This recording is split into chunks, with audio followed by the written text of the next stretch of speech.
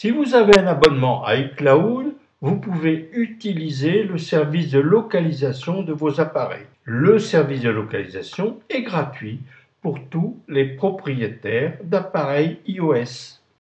Sur le Mac, vous pouvez localiser vos différents appareils sous réserve qu'ils soient connectés à Internet. Depuis votre navigateur, connectez-vous sur iCloud, donnez votre identifiant et son mot de passe. Cliquez ensuite sur « Localiser mon iPhone ». En cliquant sur « Appareils », je vois tous mes appareils qui sont inscrits au service de localisation. On peut voir 2 Mac et 3 appareils iOS. Voyons maintenant la localisation à partir d'un iPad. Depuis l'écran d'accueil, touchez l'icône de « Localiser ». Donnez ensuite le mot de passe rattaché à votre identifiant Apple. Le service de localisation va se mettre en route. Et là, ici, on peut voir que j'ai 2 appareils qui sont actuellement au CILAC, au CCA de la Madeleine.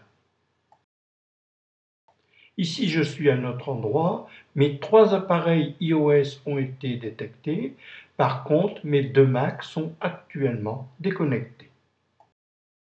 Maintenant, je vais envoyer un son sur un appareil iOS depuis le Mac. Depuis mon navigateur, je clique sur « Localiser mon iPhone ». Je vais ensuite cliquer sur « Appareil » et je vais envoyer un son sur mon iPod Touch. Voilà, je clique sur « Émettre un son ». Voilà, le son est parti. Donc là, un petit message d'information. Et maintenant, on va regarder ce qu'il se passe sur l'iPod Touch.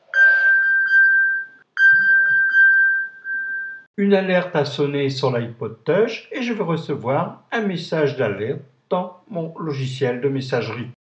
Je vais maintenant toucher le bouton OK sur mon iPod Touch et un message sera envoyé pour dire que l'iPod a été trouvé.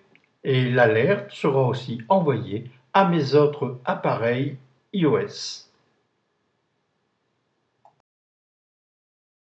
Voyons maintenant les réglages de la localisation à faire sur vos différents appareils.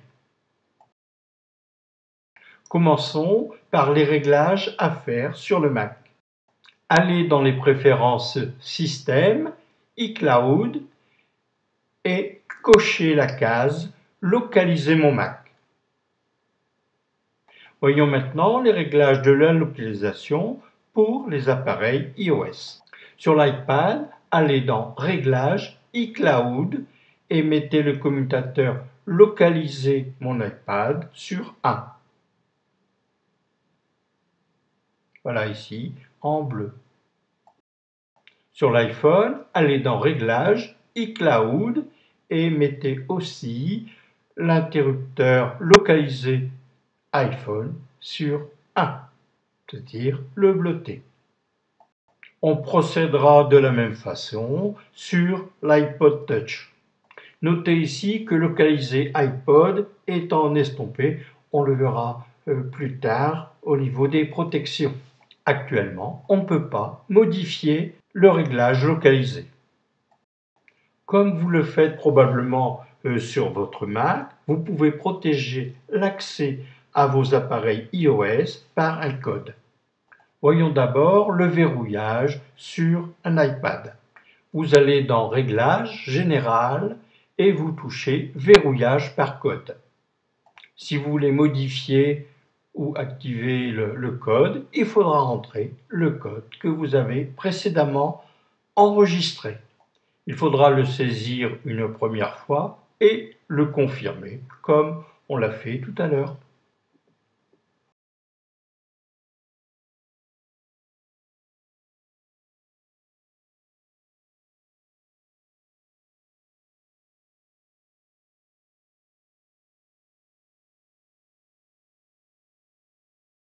Maintenant, autour de l'iPhone, sur l'iPhone, touchez « Réglages général », puis verrouillage par code. Choisissez si vous voulez un code simple, puis activez le code. Donc entrez le code simple, c'est-à-dire entrez un code sur 4 chiffres et confirmez-le. Vous pouvez modifier le délai en touchant verrouillage automatique. Il faudra redonner le code de protection. Et là, ici, je vais changer, je vais mettre 1 heure, ce qui n'est pas très recommandé au niveau sécurité. Ici, mon appareil est en veille.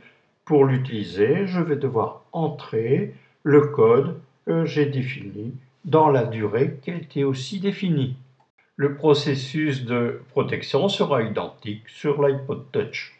Allez dans Réglages, Général, Verrouillage par code, activez le code,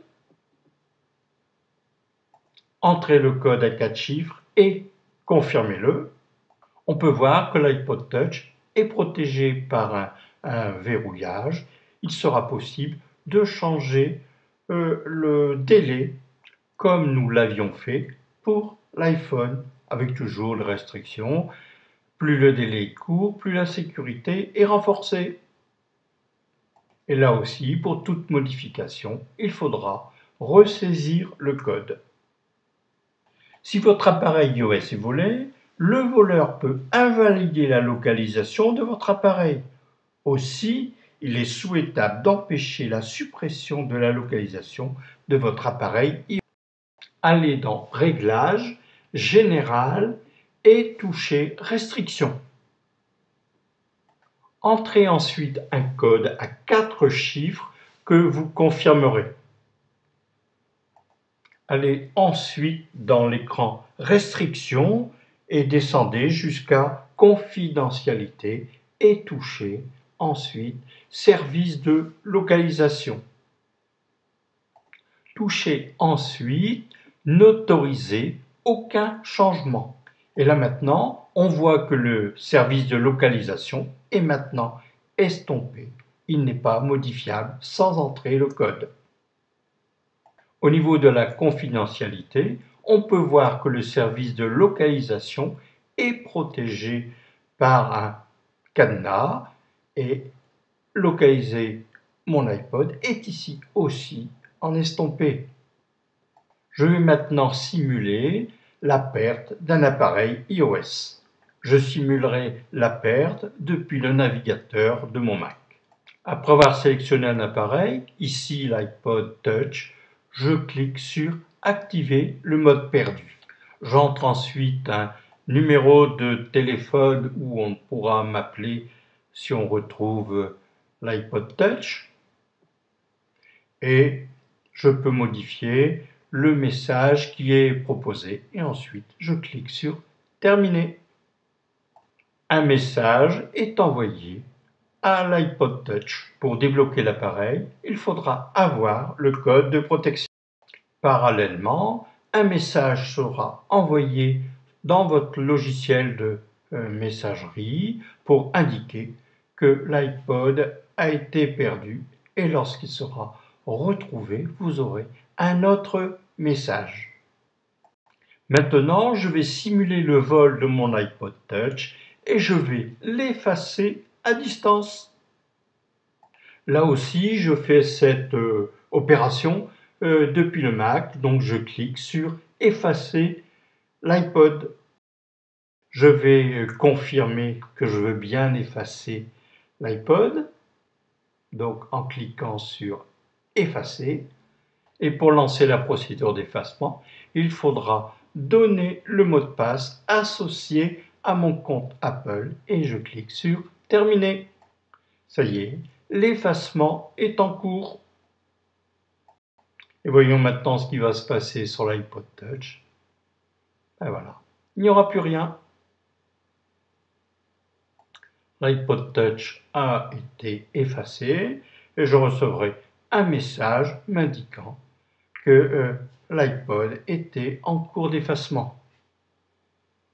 Et je n'aurai plus qu'à procéder à la restauration de mon iPod Touch depuis iTunes sur le Mac. Au revoir et à bientôt!